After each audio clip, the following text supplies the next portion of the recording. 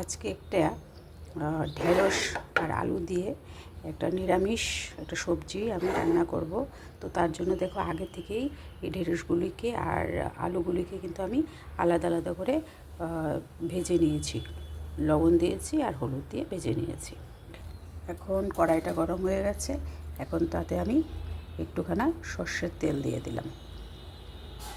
তেলটা গরম হোক, তারপরে তার মধ্যে আমি সবজিগুলোকে দিয়ে দেব।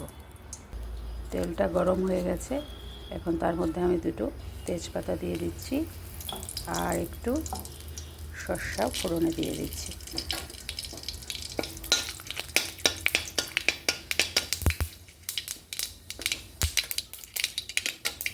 একটা মশলা প্রিপেয়ার করেছি, সেটা হলো দেখো, এখানে আছে সর্ষা আর আছে বাদাম, আদা আর কাঁচা লঙ্কা। এটাকে বেটে নিয়েছি এবং একটা সুন্দর একটা কিন্তু পেস্ট আমি রেডি করেছি। এটাকে এখন আমি এই কড়াইয়ে ছেড়ে দিচ্ছি।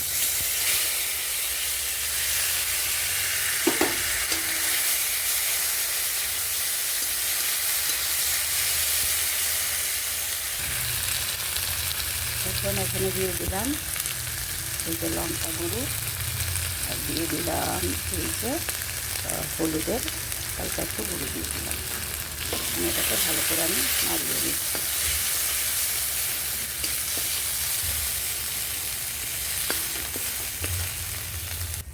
এখন এর মধ্যে দিয়ে দিলাম একটু জিরে আর একটু ধনের গুঁড়া।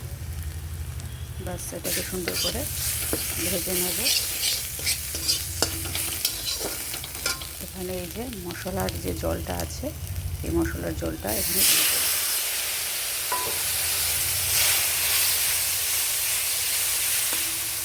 ভালো করে নেড়ে চেড়ে এভাবে এটাকে আমি রেডি করে নিচ্ছি।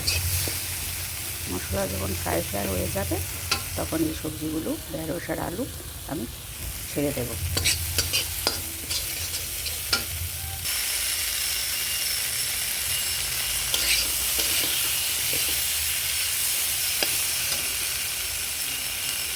দেখো সুন্দর করে নাড়িয়ে নিচ্ছি। এখানে আমি আলু আদা এইগুলোকে দিয়েছিলাম, এগুলোকে আমি সুন্দর করে এখন নাড়িয়ে দিচ্ছি। আর এখানে আমি দিয়ে দেবো পরিমাণ মতো একটু লবণ। এই যে লবণটা ছড়িয়ে দিলাম। বাস এখন নাড়াচাড়া করে নিচ্ছি।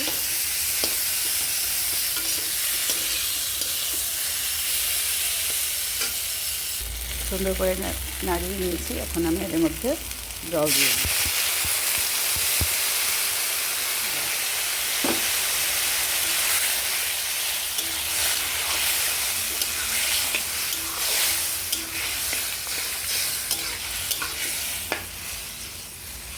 এখন এটাকে 5 মিনিটের জন্য আমি ঢাকা দিয়ে রাখবো।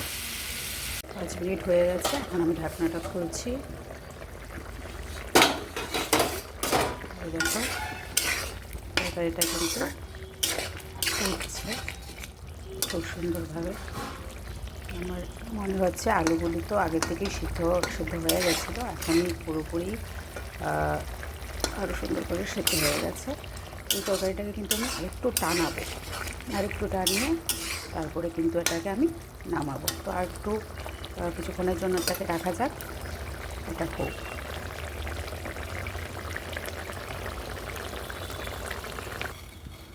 দুই মিনিট রাখার পর তরকারিটা এরকম হয়ে গেছে। এখন এটাকে আমি সার্ভ করে নেব।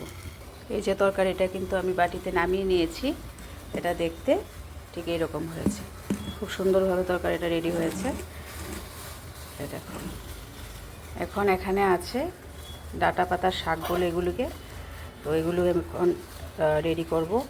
আজকে ডাঁটা পাতার শাক হবে, এই তরকারিটা তো আছেই, সাথে মুগ ডাল হবে। বাস এই দেখো এখানে কাটা হচ্ছে ডাঁটা শাকগুলো। এই যে এগুলো কাটা হচ্ছে, শেকড়গুলোকে ফেলিয়ে দেওয়া হচ্ছে, আর এখানে এগুলো আগে থেকেই কেটে রেডি করা হচ্ছে। এগুলোও কাটা হয়ে গেছে।